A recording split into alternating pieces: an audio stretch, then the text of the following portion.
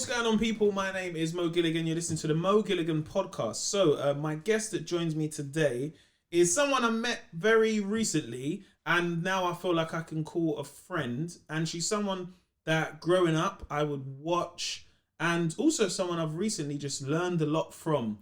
A really good person that is amazing at their craft, takes it very seriously, but also is just a nice person inside and out. So, welcome to the podcast, Davina McCall. How are you? I'm good. Mo, that's like, I was a bit like, really? That's so nice. Like, wow. And my favourite bit is like, I could call her a friend. I was like, Yeah.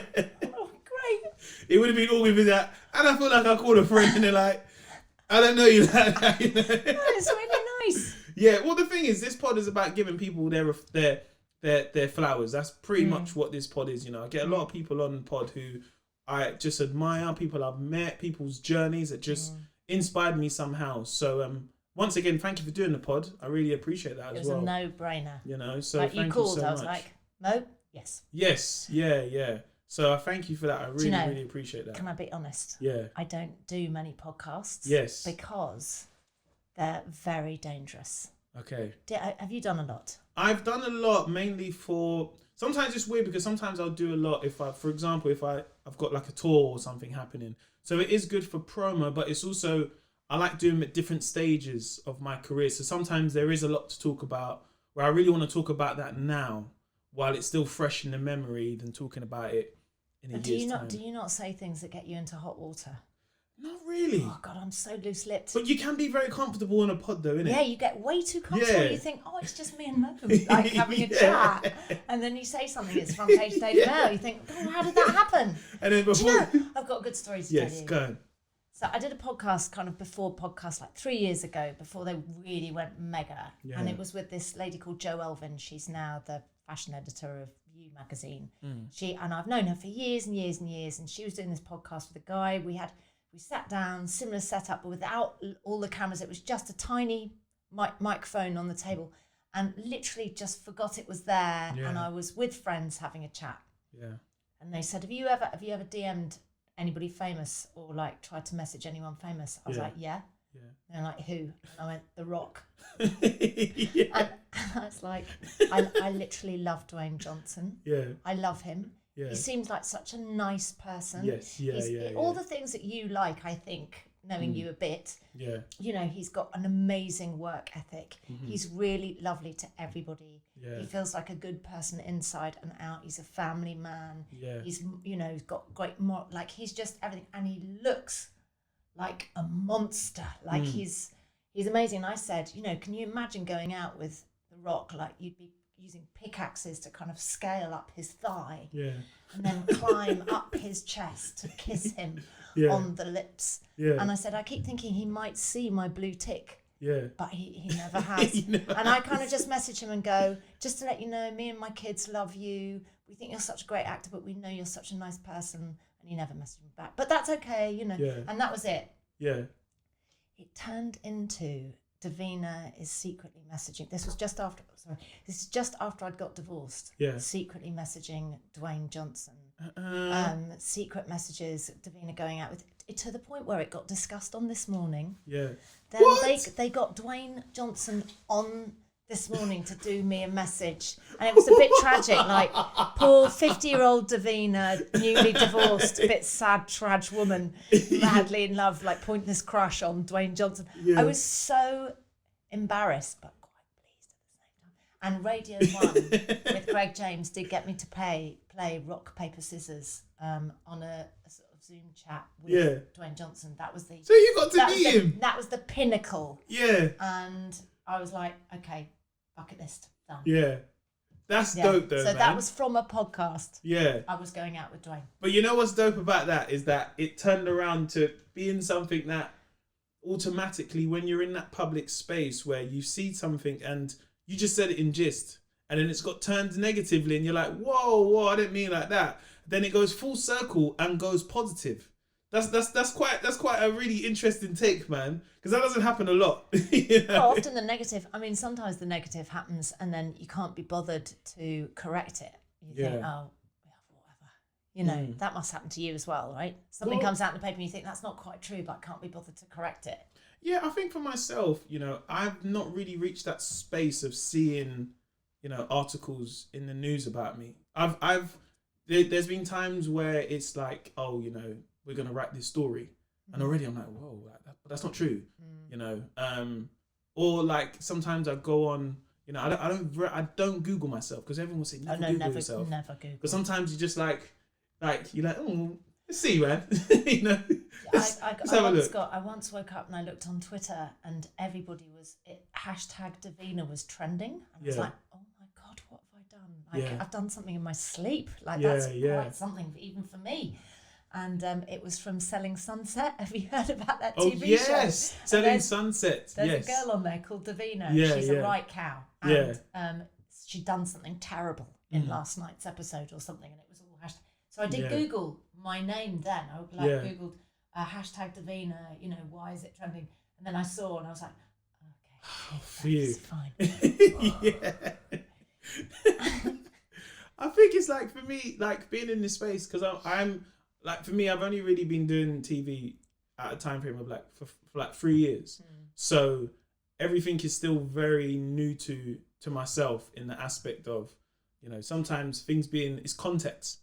You know, I was speaking to Dave, Santan Dave, which is a nice little plug drop sometimes. But I was speaking to him and we was at soccer and he was talking about context. And he was just like, it's so, sometimes what you say and people take, what they can take out of context is so important. And I was talking to Mike about this morning. Intention, as well is so important. Context and intention. Like you might say something, but when you see it on paper, you can't feel the intention that's behind it. Yes, yeah. It's definitely. I think it's for me. The more I want to be an open book.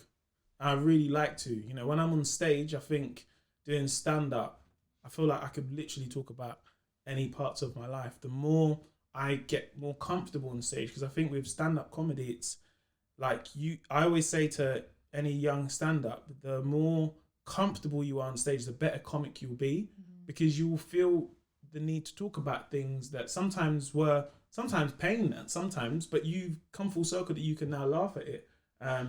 So is that, because I'm quite interested in that as a comedian, you do actually use a lot of you bare your soul on a comedy stage in a way 100%. That potentially you wouldn't in an interview. Yeah, because in stand-up it's massively exposing. I go out there and just have a mic. There's no DJ or backup singers and you got to remember as well with an audience, they want to hear new stuff. They don't want to hear like, you know, if you're a musician, you can play the hits. You know, people go to concerts and they want to hear that. Whereas if I play the O2 and I'm doing this big tour and I've charged £70 a ticket, they're like, I've seen you before, now I want this new stuff. So I think as a comic... You know, I've never thought about that. Yeah, so as a comic, you have to... it's like, you know, when I was young, like in my 20s and I started doing stand-up, I tried to be very cool because I was like, I'm playing a lot to my peers. So I was like, I didn't even use my name. I was using Mo the comedian, which was like, I don't want him to know my actual real name because I'm trying to be the cool comic here. And I think it's until I met my manager, Polly, and she sat me down. And this was before she was my manager. She was a producer in TV and they was working on a show called Yard Party. And she was like, so what's your name? And I was like, well, my name's Mo Gilligan. She said, why don't you just use that? And I was like, I don't know. She's like, you should just your name. Like that's your name. Just, like if you can write it down on something, there's no difference for when you're on stage. And then through that, I remember we was speaking, had a conversation, and she was like, so where's like your parents from, your dad and stuff? So I was like, you know, my dad's Rastafarian and stuff. She said, you ever spoke about some of this on stage? And I was like, well, no. And she's like, but this is so interesting. I just met you and this is really interesting. And I think that was the start of me really like kind of letting my hair down and being myself on stage. And did that feel scary? It did feel scary at first, but the more I owned it and I was talking about real experiences, it made it easier to write. Yes. Because I'm writing from truth. Experience, yeah. And you're not, I think sometimes people know when you're trying to be too cool. Yes. They can see it. Totally. Well, you know I hate this word because everybody's banding it about like, but authenticity. Yeah, yeah. It's absolutely transparent. Like you can totally feel if somebody's not true. Yeah. Or meaning it, or if somebody's, like you said, on stage and they're making up a story, but it's not real. Yeah, and I think it's, for me as a stand-up, it's really owning my truths on stage. And, you know, especially as, you know, the more success you get, there's people who really want to have an insight into your life. And I think it's learning that on stage a little bit as well. Is that causing any trouble with your family though, or with anybody that you talk about? Because sometimes I watch and I think, even though it's kind of been slightly embellished, like, hang on a minute. Yeah, I think for me, like, when I was on stage, I've got this joke where I come on stage and I say, you know, like, I love my mum, but sometimes mums are dickheads. Nice. And that, I remember I used to start my set with that. And then I would explain, I said, no, but sometimes mums do dickhead things. Then I explain, when you go to a supermarket as a kid and you want something and your mum puts that back. Your mum's like, no, put that back, I can't afford that. So I'd walk off and I'm like, oh, this dickhead woman. And the thing is, I remember doing that, and especially when I was doing it at a lot of black comedy shows, you know, a lot of black comedy shows, seeing this young guy go on stage and it's like, what? This guy is disrespecting his mom. Yo, you can't say that. And I'm like, no, it's just jokes, isn't it? It's comedy. And the thing is, I remember, like, I would never say it knowing that my mum would watch it and be like, oh, is that what you really think of me? Yes. Because my mum has always inspired my comedy as well. So she would laugh. She'd be the first one to laugh at that. But yeah, 100%. Sometimes when you talk about, you know, your family or real experiences and friends, you are sometimes treading on thin ice, because as much as everyone's laughing, you haven't really asked the person who the joke is about.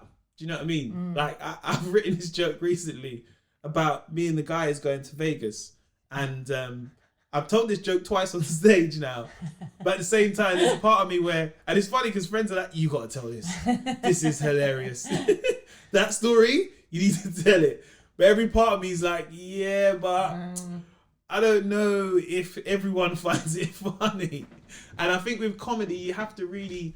But I think the thing with you, Mo, is that, like, you haven't even told me what the story is, and I start laughing because you describing yourself wanting to tell the story but feeling bad about telling the story already has made me laugh, and I don't even know what the story is. No. The story just basically is like a lad's holiday, and us going on the holiday, and like...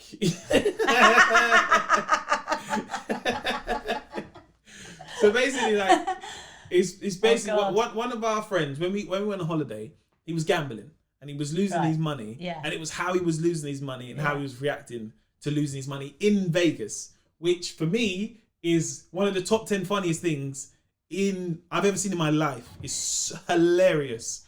But I understand as well that there's someone on the other side. Yeah. So as a comic, you sometimes have to be like, shall I tell that joke? Shall I not? Shall I maybe tell it a different way? Yes. Shall I? So I think dark story. Like, it could have been quite dark for him. At the time. Yeah. And there's times where I spoke about my dad being a Rastafarian, and when that went out, that went viral. Also, now I want to talk about your dad. Yes, yeah, because my dad's a Rastafarian, and the thing is, I've always felt my dad being a Rastafarian, it was like, he was really part of your life. Oh yeah, definitely. I go to my dad's every weekend.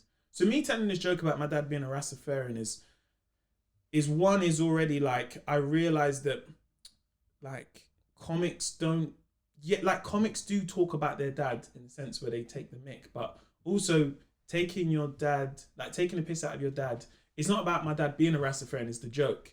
It's that my dad is a Rastafarian, and when he sing nursery rhymes as a kid, he'd do like the wheels on a bus but in his own style. Because sometimes I've always felt with my dad, sometimes my dad would walk in the street, he's got these long dreadlocks, and people would say, oh, like, hello, nice. They really greet him as such. These people didn't know him on the street. But at the same time, is that for me, he's my dad though. I just see him as my dad. Whereas people see him as, oh, can I get a picture with you? Like, oh my God, your dreadlocks are so nice. Like, he'd have that in the street when he'd walk. So, but for me, it was always like, yeah, but he's just my dad though, isn't it? He's just like a normal dad who does normal what things. What did you think, like, as a kid, were you like, that's my dad? I felt more like that when I went to see my dad. Me and my dad, like, I went to see my dad in St. Lucia. So my dad's from St. Lucia. And that's when I really was like, my dad used to do like a lot of long distance running. So, you know, everyone in St. Lucia would know my dad. And I remember like... Because he'd have run past their house. Yeah, like, well, yeah, like he was like the guy, basically, innit? So my dad would do long distance running, compete in marathons around the world and stuff. So my dad is like super intelligent as well. So it's always this thing where like when I'm with my dad, it's also your dad, but it's also like it's like how can I explain? Your teacher. Teacher, but you're wise. But it literally feels like sometimes I am in this university lecture, because some of the things he's educating me on as a kid, I'm like, whoa. And I sometimes tell this to other people, and they're looking at me like, how do you know that? And I'm like, my dad told me that. So yeah, but like going to Castries, that's the capital of St. Lucia with my dad. What's it called? Castries. That's the capital in. I've never been to St. Lucia. Yeah. Oh, you gotta go. I'd love to go. Beautiful island. I'm not just saying that because my dad's from there, I'm half St. Lucian, but the island is... Is that the one with the big peak? The Piltons. Yeah, it looks amazing. Amazing, yeah. Nice. If you like fish as well. Oh, I love fish. Yeah. So I remember going to St. Lucia with my dad, and like, someone stopped the car and was like, yo. And I was like, what? Like, what's happening here? Like, I thought it was beef. I thought it was kicking off. And then and then it's like, yeah, you're right. And this guy got out of a car and wanted a picture with my dad. And then people were saying to me, they was like, oh, is that, they said to me, oh, is this your brother? Because me and my dad look alike. And then my dad was like, no, that's my son. And I was like, oh, right. Like, because we look so much alike. And because I'm quite tall, like, and the frame that I've got, people say, oh, he's very big, man, he's strong. And I was like, wow, boy, holding some legacy here, boy. Like, Spider-Man's like son, boy. Like, got some real legacy here, man. But even like to talk about my dad in stand-up always did feel risky, because I was like, I don't know how you feel about this, you know, because I was never taking the piss out of your religion or anything, you know, what he believes in. And my dad was always like, look, like, you're in some small way, you're changing the world. You know, everyone changes the world somehow, and you're doing that by making people laugh. And if that's at my expense, then cool, like whatever. Like, so you don't need to worry about what people say on my behalf, because I've told you it's no problem, it's cool. I know. And when my dad said that, I was like, oh right, man, really, we got man, nice. Rastafari, come on. yeah. That's so nice. Yeah. Isn't it? That's like, well, there's a lot of stuff going on in that one. Yes. That one reassurance for you. Yeah, like, massively. Firstly, that you're changing what to tell your kid. Yeah. That. And I think because you're changing the world, which is so lovely. Because I would never saying how proud he is of you. But you know what it is, Davina, is like, I would never think that. And I think for him saying that, you know, my dad's always like he's very much a realist at stuff. And he was like, look, you know, you're doing things that, you know, some people dream to do about. You know, you're on Netflix and you're doing TV and all this stuff. There's people, you're changing their day. You're changing some of the things they might think about, and you don't even know it. And you know, one day you'll look back and you'll have your place within history somehow. Do you know what I mean? Yeah, you've already got that. And I was like, oh, whoa. You know when it's so deep from your parents, you're like, bro, it's a bit deep, man. And the other thing I think is that people will get what I think comedians have more than any other. I mean, maybe sort of in the new wave of Instagram philosophers. So somebody like a Russell Brand, somebody might go and regurgitate something that they say. But I think comedy is something that you can watch, even though you said people want new material. But, you know, say I've got you recorded on my Skybox and I want to watch you again, and I go, oh, I know, come on, let's sit down and watch Mo again. And you can watch it again and go, oh my God, this bit's so funny. Oh, I love this bit. And then that will become something that you then regurgitate to your friends. 100%. And then you really are like living on bits of your comedy all over the place. Yeah. Somebody will say something and somebody will reply in something that you've said. Yes. It's like, that is... Yeah. That's crazy. Yeah. How have you ever felt for yourself? Because, you know, what I've always liked about you, Davina, you're someone that I grew up watching on TV. So from things like Street Mate, yeah, and stuff. Street Mate to, you know, to Big Brother to £1 Million Drop. I was in the studio once for that. Remember I was telling you about that? Yes. Yes. Oh my God. Is in popular studios. A friend of mine called Shola was like, yeah, we're gonna go to £1 Million Drop. You don't want to come? He's like, yeah, cool. And we had to be so quiet. so quiet. Because even a Yes. you remember on Who Wants to Be a Millionaire? Yes, The coughing major. Yeah. And it's the same, when we talk about people's place in history, when you look at, for me, like I always say, like I'm an 80s baby, a 90s child, and a noughties teenager as such. Do you know what I mean? Yes. And you've been very prevalent within my upbringing to TV in terms of introducing me to shows that we hadn't seen before. We had never seen someone, go up to people in the street and be like, you like her, do you not want to go out? Like, because those formats couldn't really work now because of online dating and stuff. They just couldn't really work. It would just look a bit forced. And I've seen they've tried to do it, but back then it was very pure. It was very raw. Same with things like Big Brother. We didn't know what we was getting into, but we'd watch, and you were fronting these programs. Even £1 Million Drop. It was just like, it was different to Who Wants to Be a Millionaire, because Who Wants to Be a Millionaire always felt like you had to be the smartest person to win that money. Whereas £1 Million Drop was a little bit different because it was like you have a series of questions and it was guesswork. Yeah, and but you could put someone here. Do sensible guessing. 100%. Yeah. Yeah. It was different. I hadn't. And I always think, like, for yourself, like, what was it like? First of all, what was it like starting out when you first started your career? How was that back in the day when you doing? It's like 28 years ago. Yeah. So you can imagine that. Yeah. That's a long time. Yeah. So, and I started quite late in the day. So I didn't go to university. I dropped out. I was quite druggy, clubby, burning the candle at both ends. I had a difficult kind of relationship with my mum. I grew up with my granny. Then I moved in with my dad. I moved all over the place. I was quite sort of just unsettled. And so I worked as a waitress. Then I worked as a model agent looking after male models. Yeah. It's a tough job. Yeah. Someone had to do it. Yeah. Fell in love every day, obviously. And then I used to run clubs as well, nightclubs on a Friday, Saturday night. And I got asked to help out running these clubs or being a club promoter, because I knew all the fashion industry. So it was all like models and photographers and designers and things like that. And I'd get them all on the list and get the kind of groovy people down to the club. Anyway, I mean, you know how much I love music, right? Yeah. I love all, across the board, all types of music. Yeah. Even thrash metal. Like, there are some thrash metal bands that I love. Yeah. Everything has its moment. Yeah. Everything. Turn away, girl. So I was like asked by MTV. MTV Europe was launching. I mean, this is like how long ago it was, because MTV Europe used to be just one channel for everywhere in Europe. So there was MTV USA, and then there was MTV Europe, which actually spanned to Russia, Israel, everywhere, across the world. And so they said, we need some people to entertain loads of celebrities to get from Victoria train station to Amsterdam and back.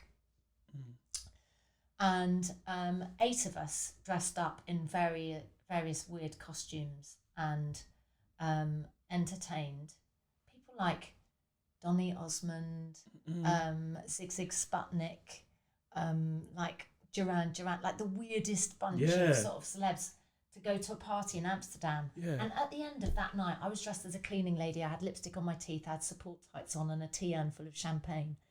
And on the plane, I'd printed out forms saying Mile High Club application form. Who would you like to join with? What seat are they sitting in? It was like a street mate, but on a plane. But for shagging. And at the end of that night, I thought, I want to work for MTV. Yeah. Like, I was working at a model agency. I was doing clubs at the weekend, but I just thought, I want to work there. I don't care what I do. I don't care if I'm working in the kitchens, helping cleaning up lunch. I'll work my way up from there, but I just want a job at MTV. And so that's what I did from that moment on. And I was probably 21 when that happened. I just went hell for leather trying to get a job at MTV. And I had wanted to be a singer because I love music so much. But basically, I'm not a front vocal. I'm not good enough at singing. I am the harmonizer. Yeah. If you sang anything, I'd be able to harmonise with it. Yeah, yeah. I love harmonising with everything, but I'm not a very good front person. But I am a show-off, as you may have discovered. You don't come across as a show-off, though. Nothing. I mean, I'm kind. Well, I have my moments. Yeah. And when I was younger, I had a lot more of those moments, possibly, than I do now. Yeah. Yeah. And I just thought I just have to work at MTV. And then I looked at the VJs and what they were doing and interviewing bands and traveling around the world and going to the VMAs. And I was like, oh my God, best job ever. So I just started bombarding them with sort of show reels that I was filming myself, or my little sister, who's 13 years younger than me, she was kind of holding it. I mean, it was chaos. It was rubbish. But from that night, I'd got a telephone number of somebody at MTV, and I just harassed them until they said, please stop calling me. Yeah. And I said, I'll stop calling you if you give me the telephone number of somebody else at MTV that I can then start hassling. And he went, call Mike Kaufman. I was like, okay, hi Mike, can I send you some reels? He's like, yeah, sure. Then a year later, he's like, please stop, like, you're driving me nuts. But that is the level of hustle, man. Yeah, that is a real hustle, man. And after 3 years of being a bit annoying, somebody did say, look, we are looking now, because they were looking for accents for VJs from all over the world. So they had people from everywhere on MTV, and they didn't want any British accents. They just wanted kind of a European accent. And finally they said, we're looking for somebody British. And I was like, and I remember, I don't know, like you have a seminal moment in your life, but I remember getting given a taxi from my house to MTV to go for this audition, and sitting in the back of the taxi and looking out the window with my head sort of leaning against the window, looking at the sky, going, I'm in a taxi. I mean, I was the queen of the night bus. Like I was like, I am in a taxi. I never took taxis. They were just the most outrageous expense. Trains, night buses, absolutely fine. I walked everywhere. So it was like the height of luxury for me. And I was like, this is it. I have arrived. And I was very, very overexcited and I was, and I don't know if you've ever had this, but maybe when you first did comedy and you're so hyped up with adrenaline that you're just talking really fast and blah, blah, blah, blah. I felt like I was like that all day. But they must have seen something in me that I didn't. Yeah. And I got a job. And then the rest is history, right? The rest is history. I mean, you were talking about hustle. I work hard. Yeah. And I am ambitious. And I want to do well in what I do. I try and do that by working hard, getting somewhere on time, preferably on the right day. Sorry, Mo. And like being a nice person to work with and not bringing my personal sort of problems or life or whatever to work and And I've stayed in the business. So I just feel like I don't feel like I'm any different from anyone else, but I do feel like I have given my job, which I have loved every minute of. I feel so lucky. Yeah. I've given it everything I've got. Yeah. And it's true, I think there's one thing getting to the place, but it's staying there, which I've that's one question I always kind of ask myself, it's great having, you're doing these jobs and definitely staying in the moment.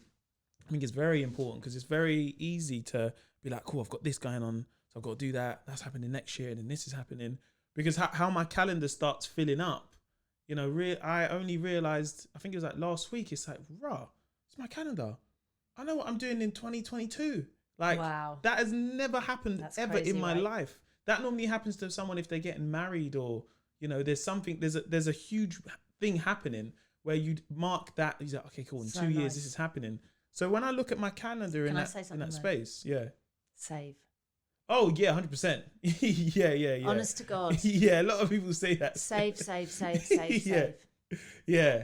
So yeah, like I look at my future in a sense of like, we're doing this, we're doing that. Also, really important, staying in the moment of right now. It's really hard, isn't it? It's so hard to do because it's sometimes whether you've recorded something and then it goes out next year, you're just like, I'm just looking forward to when that comes out, as opposed to right now when we're recording it. But I think it's definitely hard, like staying in this industry, you know. And there was something you said recently on your vlog for your YouTube channel, and you said, you know, I feel like I was getting to an age where I started feeling invisible, you know. And as soon as you said that, it really struck a chord in me, because I was like, wow, I've never really, you know, as sometimes as a guy, and especially as a young guy, there's nothing I've ever thought about, you know. But I think, you know, as an older woman, like you think, wow, like maybe my mum has felt like that, or my auntie, or, you know, people I know and stuff. And I kind of wanted to just discuss that a little bit. How are you now, and especially like you've been in this industry for like, you know, a long time, like 28 years, you know, and you're at that point where you're saying, you know, I started to feel invisible, you know. How do you feel about that now? Do you know, I really liked hearing you say I hadn't thought about that before, and that like you wondered if your mum felt like that, and I was looking at you going, she did. Yeah. And so did your auntie. Yeah, because it's so easy, because you're just like, oh, that's mum, innit? Like, mum, like, what's up, mum? You all right? Mum just making dinner, innit? It's just mum, like, mum's always there. And it's not like we're not asking how mum is, but it's like, are you just feeling like you're the person that's just making food, and like, I'm mum, like, Mother's Day, woo, but... And what was mum like before she had you? Yeah, that's the thing, you know. She's still in there? Yeah. Are you still that confident person? Are you still that person that... Yes, like, I think with mums, you know, mums always know they feel loved. But do you guys really recognize me when I'm in the room as well? Do you know, do you guys realize that I might want to just go on a cruise one day, like you guys do now, when you and your mates go Vegas? I might just want to go on a cruise with me and the girls and still feel like the young person that's inside me. You know, how do you feel in that?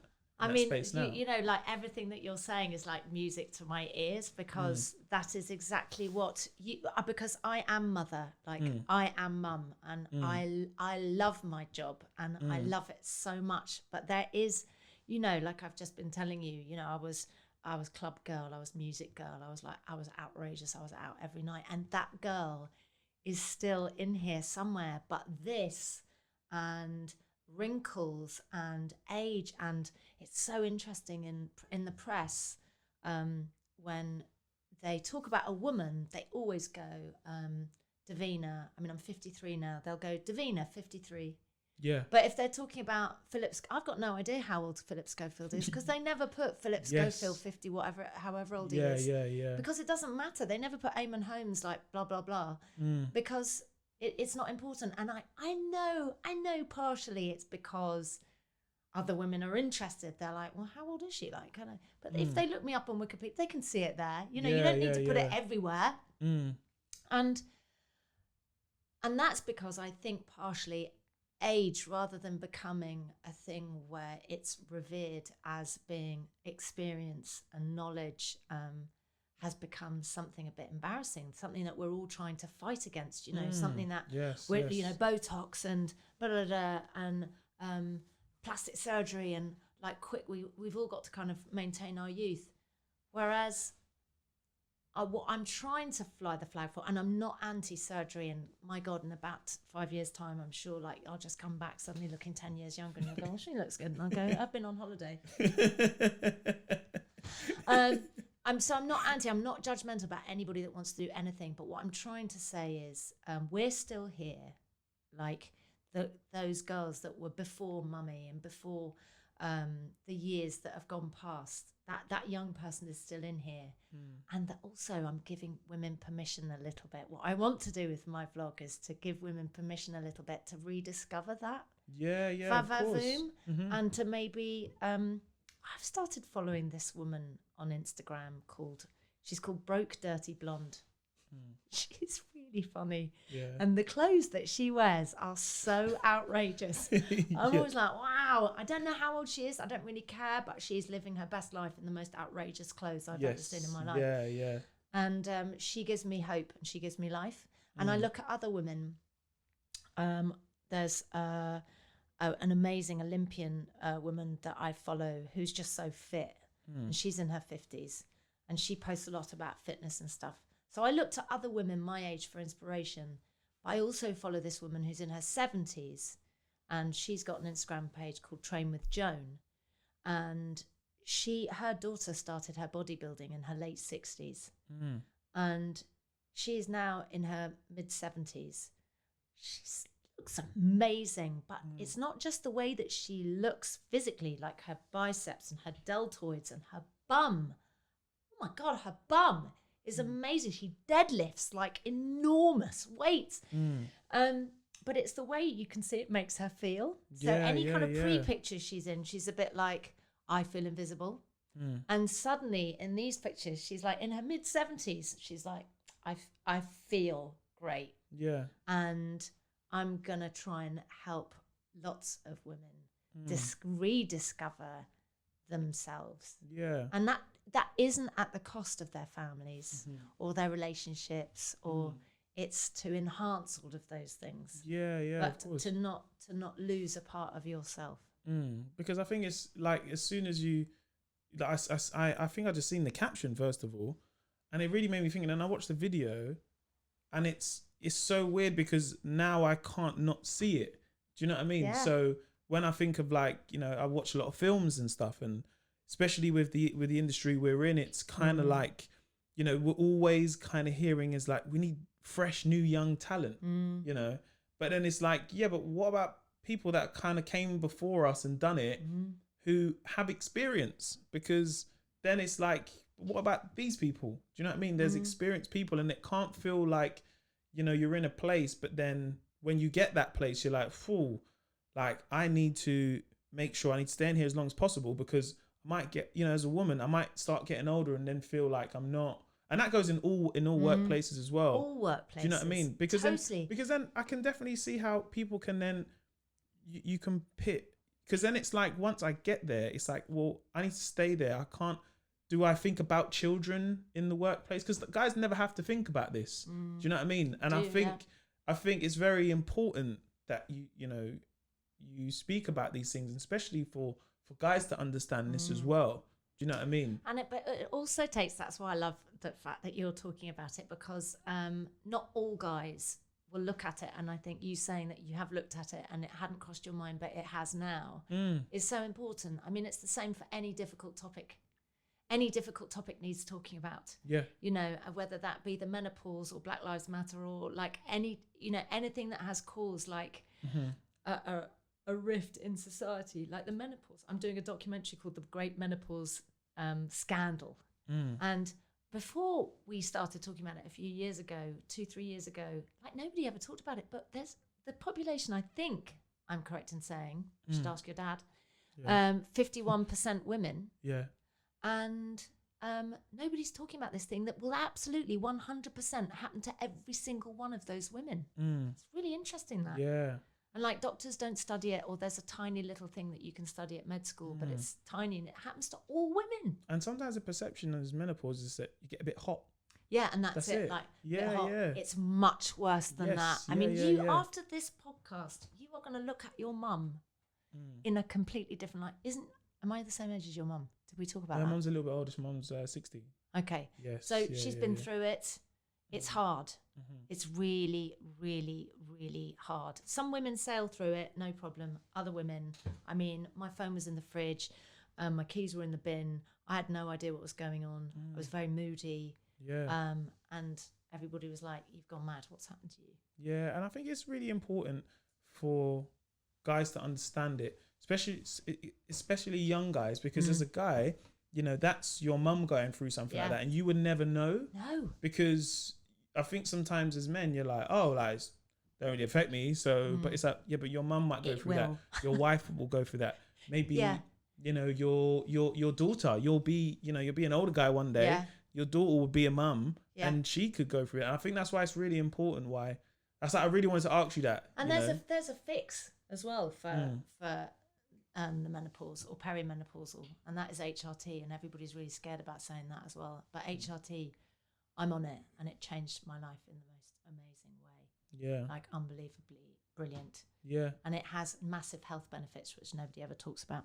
So I'm going to be talking about lots of stuff like that as well on the channel as well, just trying to sort of make it okay for women to talk about this stuff. I mean, talking's the best thing ever. Yeah. It's the best therapy. Yeah. Speaking of talking, what was it like doing Big Brother, because that was something when I first kind of met you, when we was doing Masked Singer, I kind of wanted to ask you about, but it's hard because you're like, I don't know, like, because obviously, like, for me, sometimes people say, oh, like, what was it like doing that? What was it like? So that's something that I grew up with, and I think the nation grew up with, in the sense of we never seen anything like it. And you couldn't really, like, you know, it always comes up on Twitter, oh, like, they need to bring it back, or do you remember this and stuff? And yeah, I think when I first met you, I was like, oh, do I ask now? Shall I wait? And I was like, so what was it like doing Big Brother? Like, I love talking about it. I mean, it was a massive part of my life. Like, it was a massive part of your life. It was like my bit. And then, of course, Emma went on and presented another, I think it was 8 years she did. Yeah. So it went on for 20 years. Yeah. You know, it's 20 years this year, I think. I think, the anniversary first this Big year. Brother, yeah. Yeah. So it was a huge, you know, I had 3 babies on that show. Yeah. I got married during that show. Yeah. You know, it was a big, big part of my life. And what was also quite handy was I presented some right turkeys on like other shows during that 11 years, but I always had the golden goose to come back to, right? So everybody'd forget the turkey that I'd just done. They go, oh, it's Big Brother. Oh, she's great. This is so good. And I think it's because of that I'm still in telly. Like, I was just so lucky. Yeah, and that show was so... I think for like reality TV now, reality TV is a thing where I think now, like, people can see how transparent it is because of social media.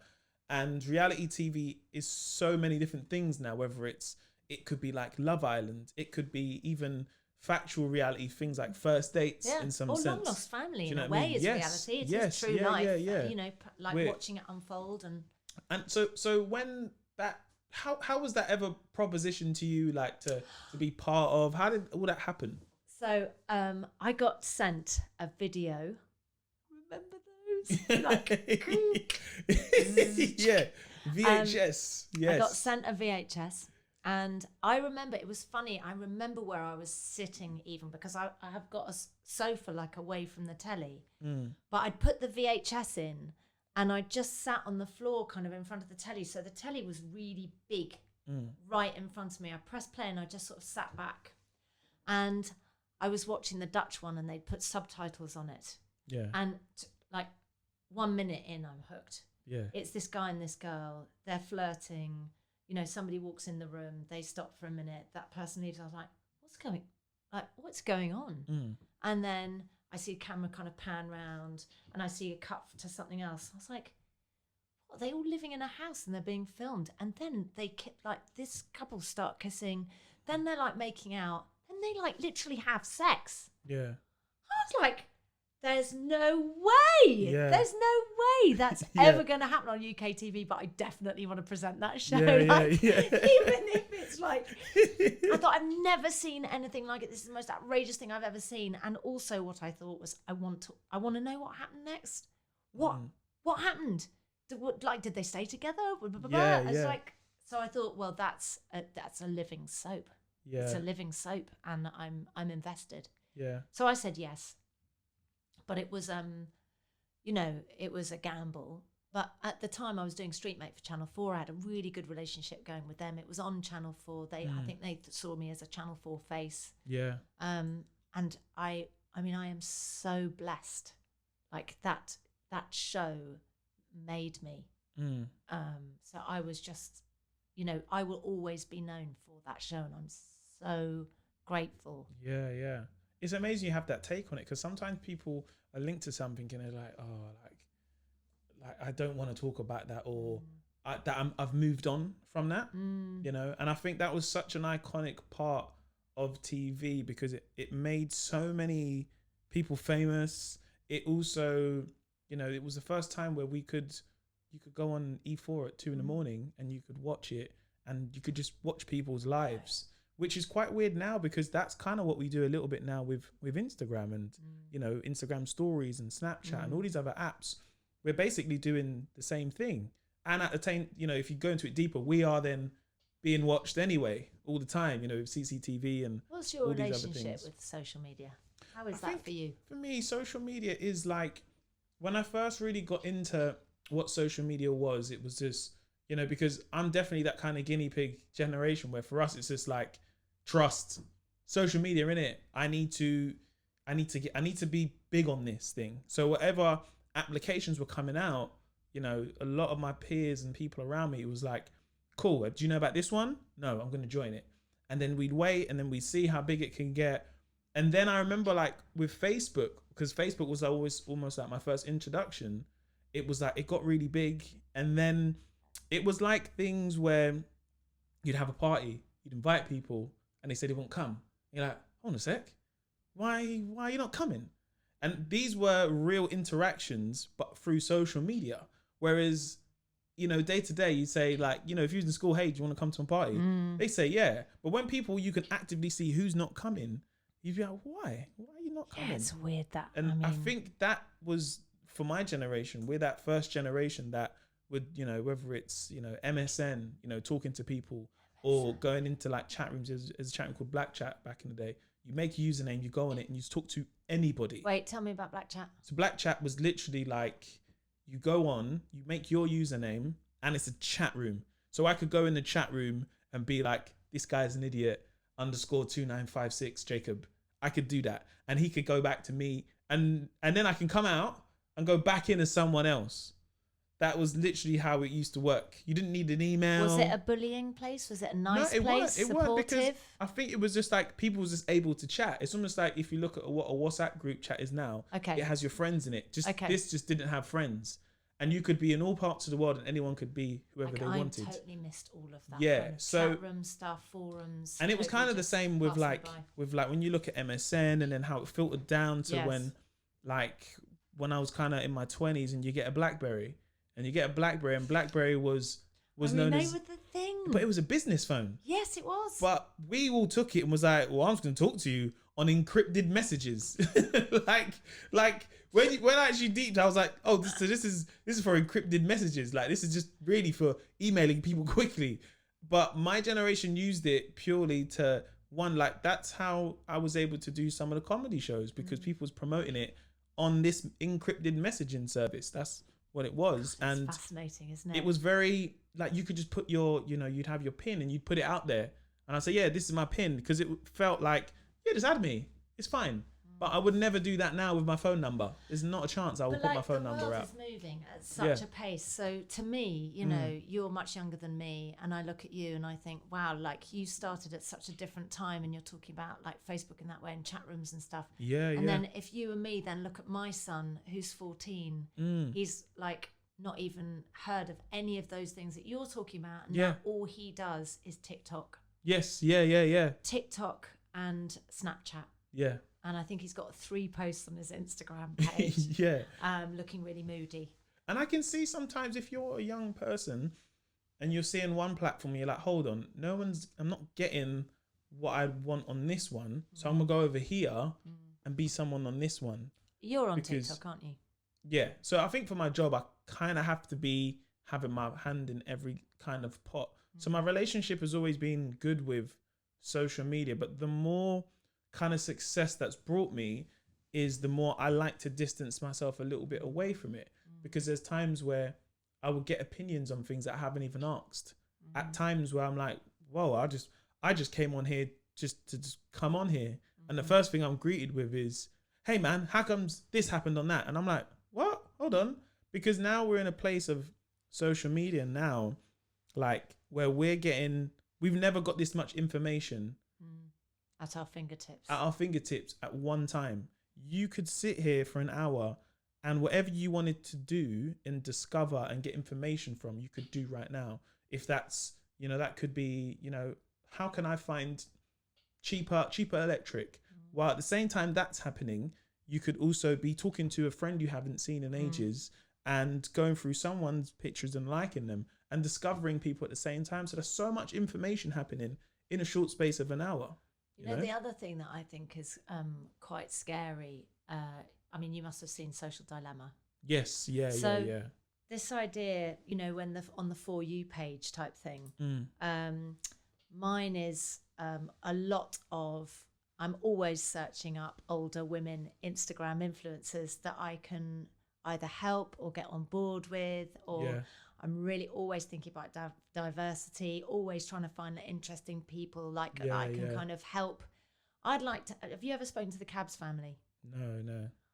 Oh my God, I've got such a treat for you. The Cabs family best. I like to feel like I was one of the first people that kind of got the Cabs family out there. Yeah. So I'm always looking for people to kind of influence. But what's very, very funny is that my For You page is like a lot of women with like grey hair or older ladies. And I was thinking, but they're always trying to find more for me because I've searched up a few people. Yeah. But then you stop looking for other stuff and you're only seeing one type of thing for you, and it's not. Look, I'm an older person, and I do understand that there's a whole variety of people and things that I want to see and get a taste of. So I'll just start searching up myself. But when you think of kids or somebody my son's age, and he's only seeing the stuff that the algorithm is sending to him because he's searched a few of these things, and that's all he will see. That's kind of such a weird concept. I can't fight it. I'm not one of those, a mum that's anti-social media. I know that it has its place and how important it is.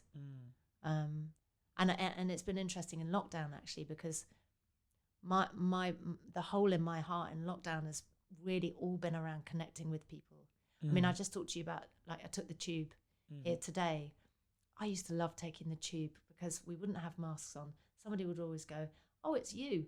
And then they go, "Hey, blah, blah, blah, blah, blah." I'd have a chat with them. We'd have an amazing chat. Sometimes people would tell me like their whole life story for 3 stops or something. Yeah. And they'd get off and I'd think, "Oh, that was an amazing connection." Like, I've just had a weird random, it's like doing Street Mate all the time, but without the dating, like amazing connection with somebody, and they've gone now. And it's kind of, it would make my day every day. And without that, and without smiling, I can see people's eyes, but it's hard to tell when someone's smiling really with their eyes. I've noticed I miss it.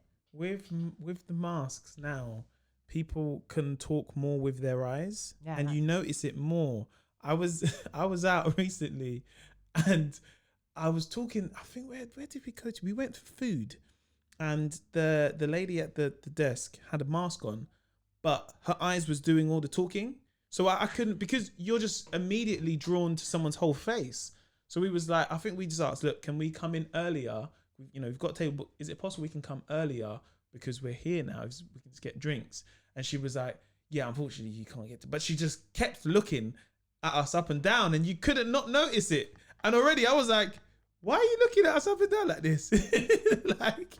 So now people's eyes do so much more talking because you can't see the rest of the face. And the other really, really weird thing is that you see their eyes, and then, like some weird kind of AI thing in my head, like I make up the rest of their face, and then they take off the mask, and you're like, "Oh God, like, you are not who I thought you are." I was completely expecting someone else. But I did a pilot the other day, and they had to all wear masks. And then at lunchtime, everybody was eating, and the guy took off his mask, and I was like, "I so wasn't expecting you." That's happened a good couple of times, and I've met people. Or I met someone recently, and I was like, "Yo, what's up, man?" And he was like, "Yeah," and I was like, "I met you before. We done that shoot together." He's like, "Yeah, man, I said that," and I was like, "I know, but I didn't take it in because I just thought you were saying it." But yeah, now I know that I've met you. Do you know what I mean? It's so hard. How do you think social media would have fared when you was doing, like Big Brother, like when it first started? Because obviously social media wasn't it would around have been then. amazing for that. Yeah. I think, the sad thing is, I guess, is that, so what happened for the first episode or the first series, I would say social media for that would have been fantastic. As time went by, obviously, and I think this is a really good example of what social media is like. When somebody would come out of the house, you remember, everybody boo. Whether they were popular or not, they just get booed. Everybody got booed, and I'd just be looking at someone going, "Don't worry, everyone gets booed. It's panto. Don't worry, it's fine." And then they'd come down the stairs, and they'd be going boo boo, and they'd be looking at me like, "Help, help!" And I'd say, "Don't worry, fine.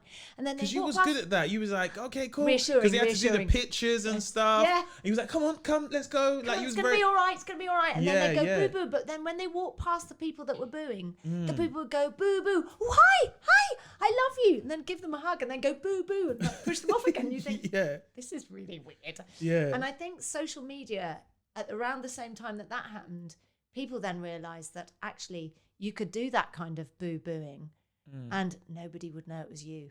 You could do it kind of anonymously, and it would become quite savage. Yeah. And when a tsunami of abuse starts on Twitter, and Twitter mainly is where it comes now, it's really hard to stem the tide. So I do worry in years like with Jade. I mean, Jade had the most amazing turnaround during her first series. Yeah, 100%. When she was in the house, where people hated her, they called her pig, they called her everything, they abused her, and then by the end, Graham Norton then apologized to her famously when she walked out of the studio. He was there saying, "I'm really sorry, like, you know, you're a sweet girl, blah blah blah." Obviously, then she had the massive fall from grace when she came in the second time, but that first time she was like golden child, you know. And so that was a time that I think social media would have been terrible, because she would have just been taken down, and I don't know whether she would have had the same kind of interesting journey. Yeah. Twitter can be a very dark place. I mean, I love it for activism, and I love it for I actually love it for comedy as well. I think it's a good place to be funny. Yeah, you see a lot of funny things first on Twitter, I've always found. But I always feel like with social media, it's the sometimes it's hard, because when everything's happening, you know, there are shows like Love Island and stuff, you know, it can be very intense online, and then it's done. We all go back to our normal jobs and stuff, whereas this person then comes out and then was like, I want to know what people said, and then they search it, and this is like, well, we forgot, we just said this in gist. So Jeff, you found that as a comedian, so have you made kind of jokes about people? No. And then they've come out and seen it, or I think a lot of my comedies, I always say, from myself, is very observational, very warm, and comes from a lot of truth within myself and my family. So from people that you know that are part of your circle, not about programs or no. But even then, I think the more success I've had, whether I do talk about a Love Island or, you know, these kind of programs, I have to realize that I'm now in that place. I'm in that place of doing TV.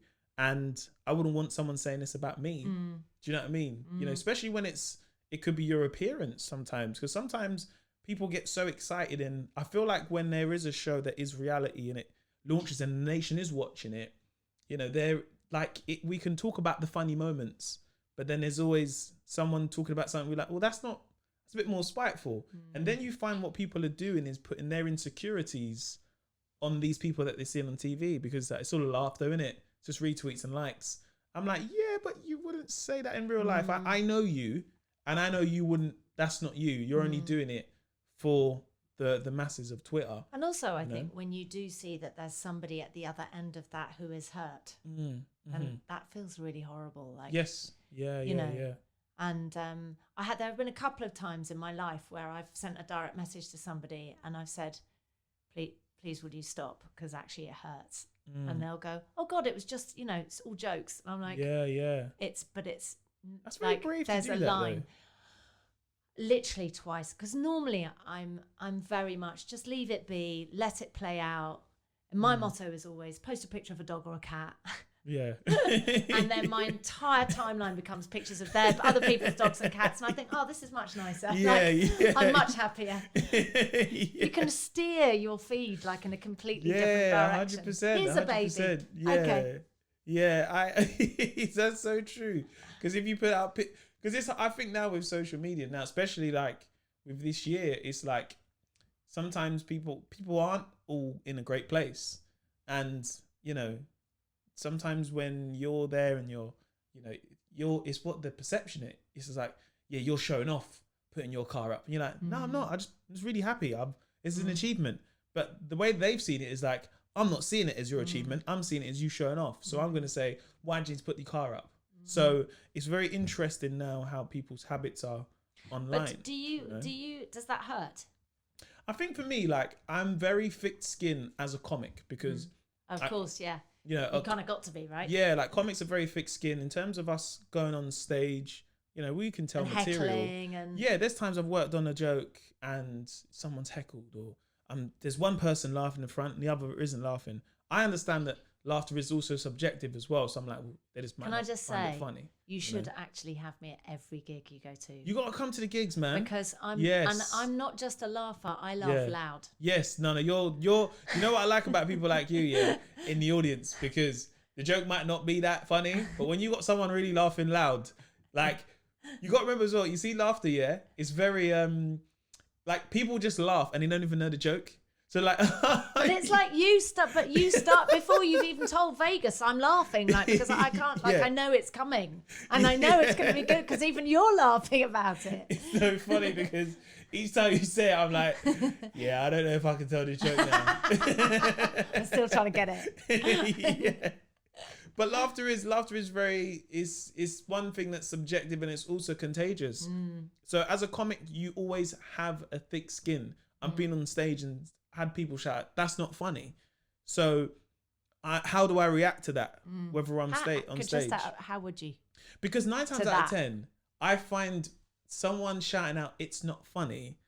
Very, for myself, I'm like, well, I know I go on stage and I can't make everyone laugh. Yeah. So you shouting this out and said, "This isn't funny," was like, but you've sat here and you're still sitting here not finding it funny. So that says more about you than it does about my joke. Amazing. And it's how you turn around the heckler, because Yes. I could be the kind of person to put someone down in a way where he says it's not funny. Because you got to remember, sometimes some people just want to test you. They're like, okay, well, let's see if you're funny. I definitely think that's true of Yeah, comedians, yeah, especially 100%. when they're new-ish. They're thinking, oh, how are they going to take this? Oh, Or, 100%. Yeah. you know, how are yeah. they going to come back? Because you got to remember, there's always someone as well in the audience who's like, I'm funny as well. I could do what he does. And you're like, that's cool. Come up and do it, man. I could I'm never, not. ever, You know? ever do what you do. Do you know when I'm funny? When? By mistake. Like, I'll say something and I'll go, holy shit, that was funny. Like, Yeah. I'm literally like so excited when I'm funny. I go, amazing. I think sometimes there's times where I'm like that and I don't realize how funny it is. And then the part of me is like, that's what I'm in the show for, man. Just to give away the throwaway stuff. You know what I mean? But I also wanted to say, like, what you're incredible at as well is what you do with fitness. Like, and you're like the queen of like fitness. Like, when it came to things like fitness DVDs or videos, like, you're the first person that comes to mind. That's so nice. When that whole kind of wave happened, because I always say fitness really kicked off after 2012, because I think the Olympics happened. I don't know what happened, but that's when I felt like a lot of people my age was like, I'm really gonna go gym. Yes. And you know, you started learning about gym and like people like plant-based diets and stuff, and gym on social media just became a whole new wave in itself. But you're always someone I think of way before it, because you know, social media, Instagram was people posting food. What was really interesting was when I made my first workout DVD. So I was pregnant with my second child, and I was like, wow, I have put on a lot of weight, and I look 6 months pregnant, and I'm only 12 weeks pregnant. Like, this is going to be bad. Second child, everything was just like, pfft. And when you know how some people, I just know my oldest daughter is going to be this person. When she gets pregnant, it's going to look like she's just put a football up her t-shirt. She's that kind of figure. She's got skinny arms and skinny legs, and she's just literally going to look like she's just shoved a football up her t-shirt. I looked pregnant in my arms, pregnant in my ankles, pregnant in my knees. I was just pregnant in my face. You know, you all saw I was pregnant on Big Brother. When I had Chester, I was enormous. But so I hated being pregnant. And so I called this local couple to me in the middle of nowhere in the country, and she used to be a gymnast and he used to be a Marine, and they used to come and alternate. They used to personal train me, and so I got a bit of everything. She was a gymnast, he was a Marine, so they started just walking with me when I was pregnant and just doing very gentle exercises while I was pregnant. And then after I had the baby, you know, 6 weeks after, making sure that I'd been to the doctor and made sure I was healthy and everything, we started training properly.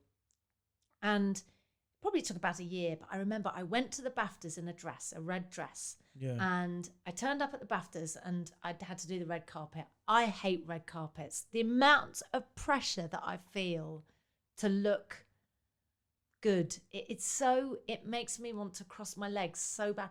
And I always want to sort of flash my tits or do something really inappropriate. It makes, I told you about like the naughty, she's still in there. Yeah. The red carpet is, it's so dangerous for me. I'm loose cannon on the red carpet. So if there's someone there, I'll lick their face or I'll do something embarrassing. I think, why did you do that? When I go in, I think, it's because I feel pressure to give them a good photo. I feel like, and because I'm not Heidi Klum, I feel like I've got to do something stupid because I can't give you models, so I'll have to give you twat. No, not like literally, but like give you, it'll give you like something stupid. Do you know what I mean? Yeah, 100%. Oh, it's very dangerous for me. Anyway, so I turn up on the red carpet. I hate red carpets. My heart's pounding. God, what am I going to have to do this time? I'm going to have to act the fool. And I go on the red carpet and suddenly everybody's going nuts. Like, they're all going, wow, Davina, wow. And I'm thinking, what's happened? What's happened? And I then turn into Heidi Klum, right? Yeah. So I'm like, hand on the hip, turn around. I'm like looking.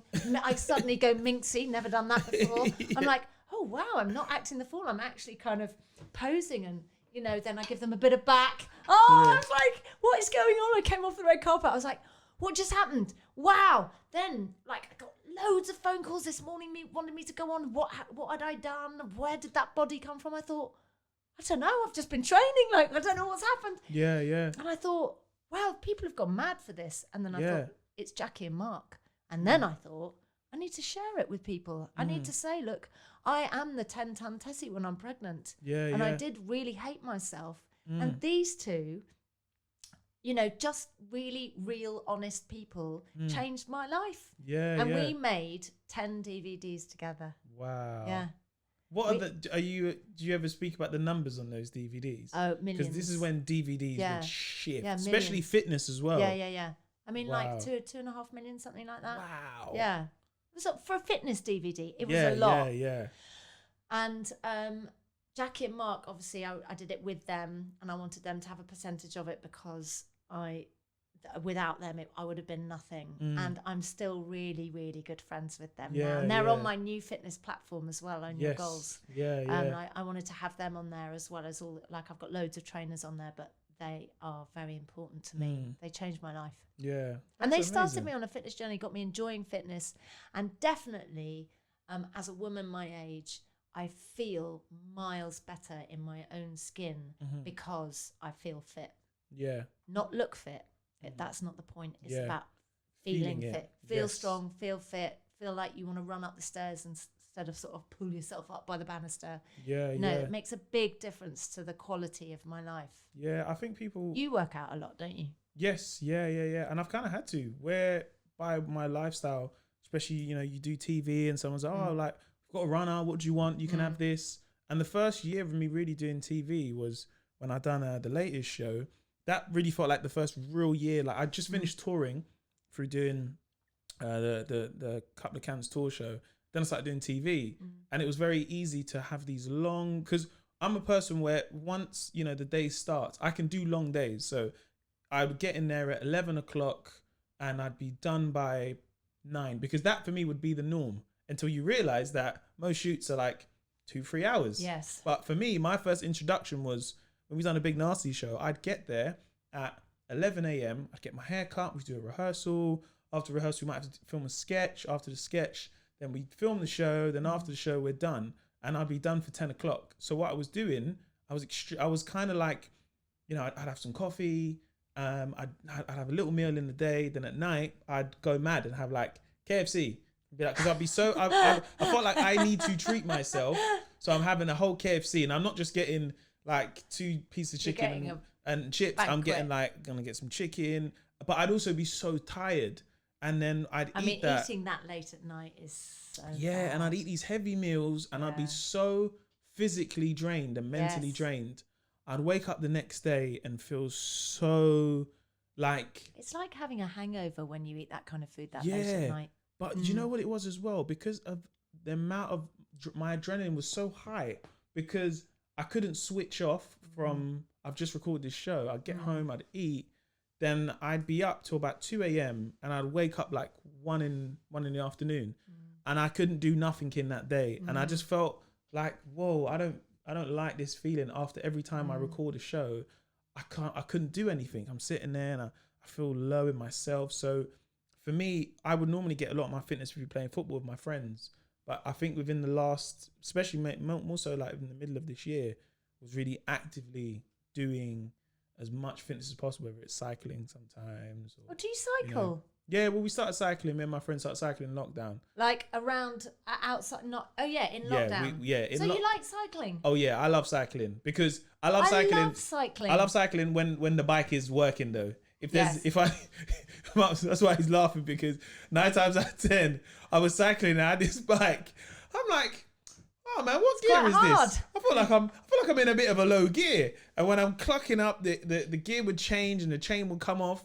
And I'm realizing that I can't really enjoy this because I want to go a bit faster. Yes. But you ride mountain bike, hybrid or road? So I've got a hybrid bike. So it's great. like a mixture of both. Because in London, it's perfect. Yeah. So it's like a mixture of both. But then one thing I did like about cycling, it was so many things actually, me and cycling.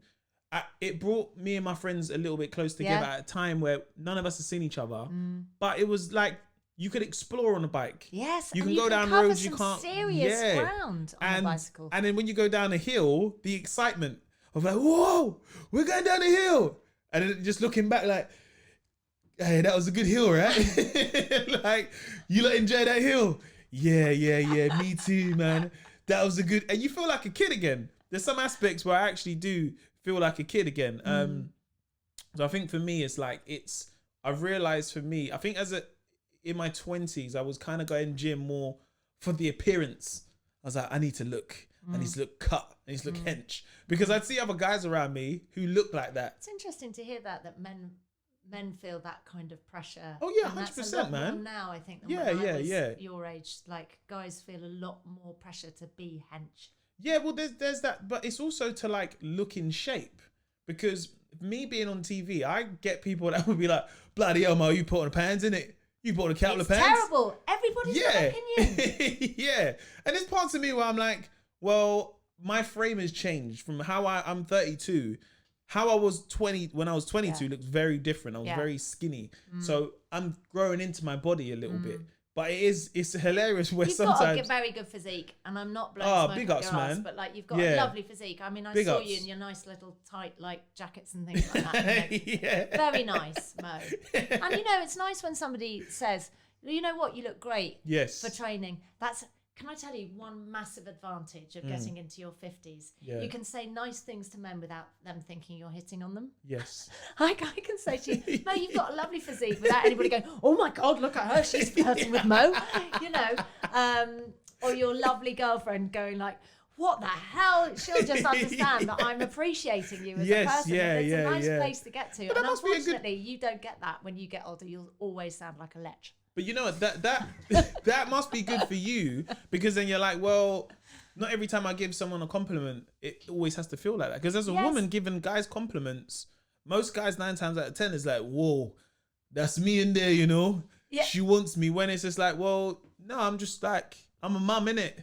Like, that's exactly what happens. I think when you get married and you are a mum, you can start saying that. And like, I would say, actually, you got to get to your mid-40s. Mid-40s, 50s, and then you just don't seem like you're hitting on everybody. But as a guy, the older you get, the less compliments you must give out. Don't do it at all. You just say hello. And my God, Mo, if you have daughters, you know, and they bring home their friends, it's like never say anything ever about any of their friends ever. Yeah, as a guy, just don't say. The older you get, when you're in your 70s, just hum. Doesn't she look lovely? Like, blink. It's a very dangerous place to go. Yeah, blink. Just blink.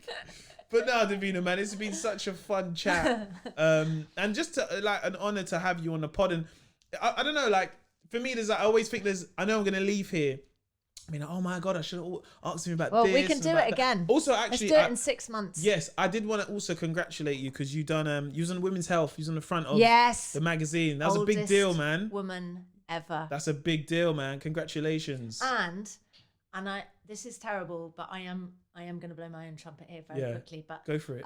It was their biggest selling issue of this year. Congratulations, big ups, man. Big ups. Because I was in Sainsbury's, and this is around the time he was doing Mars Singer. Yeah. And I seen it, and I was like, oh, Roz, that's Davina, innit? Oh, because it feels like someone you know a little bit as well. You so do. I'm like, right, that's Davina. And I'm like, bro, Women's Health. And I remember I said to you, I was like, I'll see you on the Women's Health magazine. Congrats. That's a big deal. Do you know That's what? like bucket list stuff. Yes.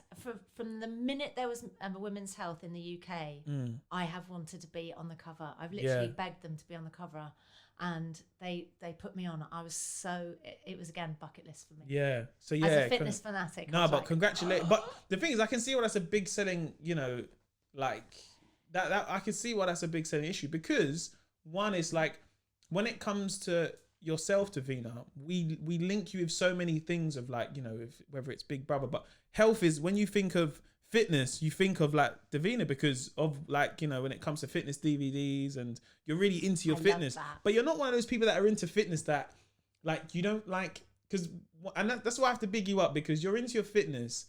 And I remember we was doing Mars Singer, and I was saying, I'm cutting out carbs for a week. And sometimes you can be in that space of fitness and be lecturing everyone. Don't do that. No. Eat this, eat that. And that's why I have to big you up, because you're not. You're just like, I remember you just saying, just maybe make sure you eat this or eat that. But that's because I'm not perfect. And I always think, thou shalt not judge because thou hast also fucked up is like my saying. And I've done a lot of messing up my life, and I've done a lot of kind of naughty things. And so I can't really judge anybody, but also with my food, I do love Greg's sausage rolls, and I do love crumpets with tons and tons of butter on and honey, but I just try not to do it too often. Yes. And I do love Kentucky Fried Chicken, but not really the chicken so much, but the chips and gravy are something else. I just like the skin. I like the skin on the legs. Yeah. It falls off. Yeah. Everyone's a bit hungry now, isn't it? Yeah. But I just think you can't tell people or lecture people when you think, well, no one's perfect, but you know what helped me? I did this, or that's attraction rather than promotion. Yeah. That's a beautiful way to end it, man. So thank you so much for doing the pod. I love you. Davina, I really appreciate you doing this. And as I said, like when we was like doing my singer, you really welcomes me with open arms with Jonathan and Rita. And that was a big deal for me. And I really remember that. I don't think I'll ever forget that. I really remembered we did have fun. Do you know what I mean? Yeah. So big ups, man. I really, really appreciate it. And thanks for doing the pod. Is there anything you have coming up you want to tell us about, or? Well, just if anybody's listening whose mum or granny or auntie might like my YouTube channel, it is sort of specifically aimed at women sort of post babies, maybe 40 plus. So if they'd like that. And also I do my podcast with Michael. Yes. And it's called Making the Cut. Yes. And we recommend things to people. Did you put the bike in I was telling you about? No. The Van Moof. No, I've got to. Would you write that down for me? I need to do that. We'll do that. We'll do that. Yeah, we've just done a Christmas special where we've just recommended tons of really affordable things for Christmas, because no one's got any money this year. If there's something you want to recommend, a handheld Hoover, Shark. Woo! Shut up. Shark. We talked about this. We speak about this the other day. We talked about this. The Shark hat. I got one the other day. They're the greatest the Hoover best ever. They pick up dust. Dyson are in trouble. Dyson are in trouble. This little Hoover, so powerful, so good, picks up dust. That's what you look like. Yes. Yeah. Yeah. So yes. But yes, thank you for listening. If you did enjoy it, make sure you use the hashtag, keep the conversation going, the Mo Gilligan Podcast. Don't forget to like, subscribe on YouTube. Take care, and we'll see you on the next episode. Peace.